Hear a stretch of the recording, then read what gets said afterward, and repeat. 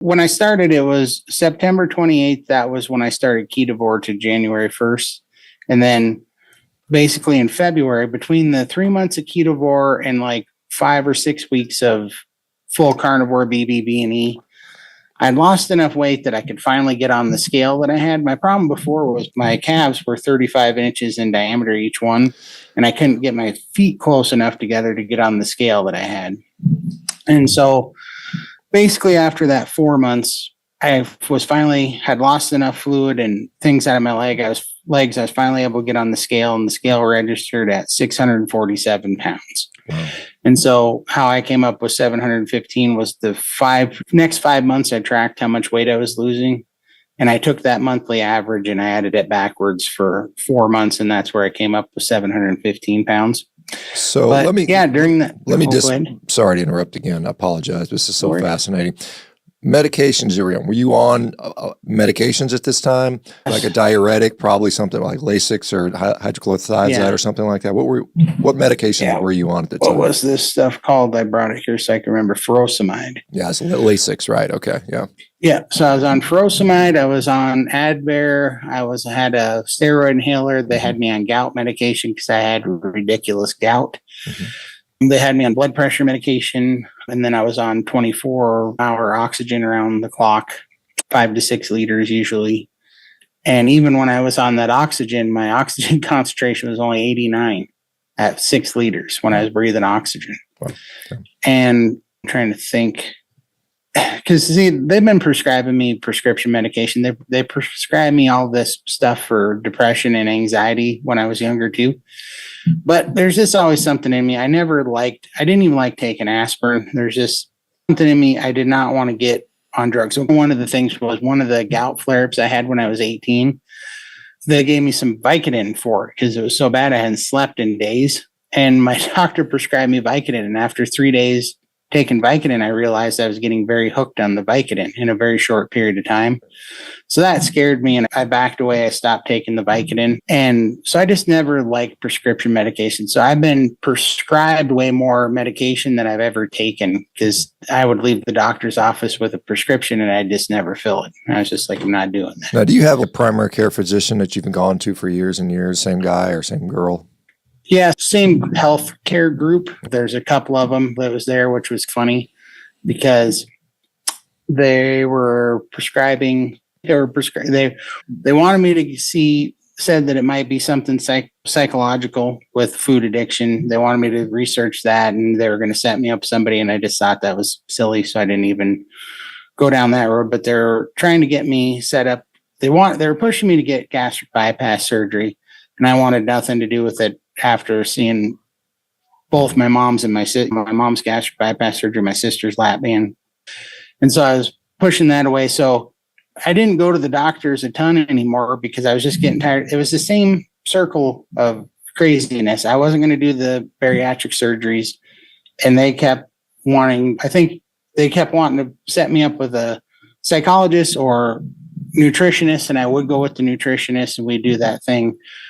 I will say this one crazy thing that happened was when my potassium got low and I was in the hospital getting fluid taken off me, they prescribed a ketogenic diet. That was the first time I'd ever seen the nutritionist at the hospital come in and prescribe a ketogenic diet. So that was pretty amazing. That was quite the difference in that short period of time. But that was always the stuff that was going on there. So yeah, I've got, I was just hopping around, but during this process, I realized that I thought I had low testosterone.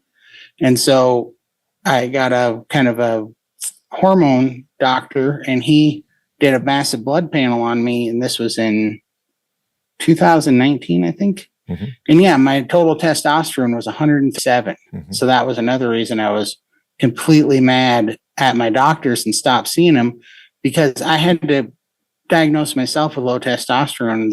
For the years that I went there, nobody ever thought to check it. Yeah, it's almost, with that degree of metabolic poor health, it's almost pretty much to be expected, to be honest. Now, let me get back to the carnivore thing. So you first month, you're able to get on the scale because the calves have finally shrunk, and now so you can put two legs together. So then how does it go from there? Yeah, everything just started just dramatically improving. Like first thing I noticed was I wasn't depressed anymore. I wasn't full of anxiety anymore. It was just gone. And that was like a weight off. And then, like I said, within that first 5 weeks of full on carnivore with the lemon juice, all the cravings fell out. So I had no cravings. I was never hungry anymore. I was satiated all the time, had energy. I was sleeping great. And just, it's the first time in my life that I've ever been. So I'm eating probably between 1,800 and 2,200 calories a day. Mm-hmm. But I'm never hungry. And I tell people that all those other constrictive diets that I was on, it was like I was always waiting for the shoe to drop. I knew that I was going to fail at a certain point. I knew I was going to come off the rails. But this time I'm waking up in the morning. I'm not thinking about food when I go to bed. I'm not thinking about food when I get up in the morning. I'm thinking about how great I slept last night. And it's crazy to be able to wake up in the morning with like your head pop off the pillow energy. And so this stuff just starts happening. And within, I think, 6 weeks, I didn't need the oxygen anymore. So I was off the oxygen. I was able to stand up. I was able to move around. I was able to stand longer. And that's where it all started. And then I got off. I'm mostly off the furosemide. This is the last medication that I still take some. Mm-hmm. And I take it about a couple of days out of every month or 2 months, because if I don't, I'll notice I'm building up a little bit of fluid. And I'll just take it for 2 days and get it gone. But that's the last thing I'm hoping to heal up here. And this is my 9-month carnivore anniversary. And I'm down to, this morning when I weighed, I'm down to 468 pounds. Maybe as much as close to 300 pounds lost. Wow, that's amazing.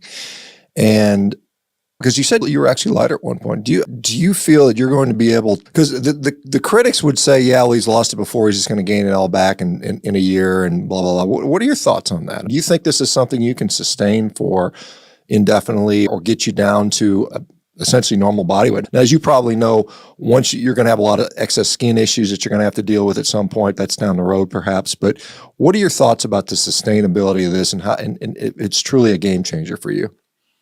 Oh yeah, 100%. Because, like I said, I've always, one of the reasons that keto and carnivore got into my head was because I experienced ketosis. Nobody told me about it. If somebody would have told me about a keto diet, I probably wouldn't have tried it, because I'd tried everything else and I was callous to that. But what I'm saying is that convinced me, even for that little period when I was eating those ribeyes, I was like, man, something changed. There was a real change that I'd never seen before. Where all the other diets that I was on, I knew every day, I knew that it was a matter of time before the hammer fell, because nothing was getting better. But now everything is better. Like, you get stronger, your hunger goes away. You don't have to be hungry ever.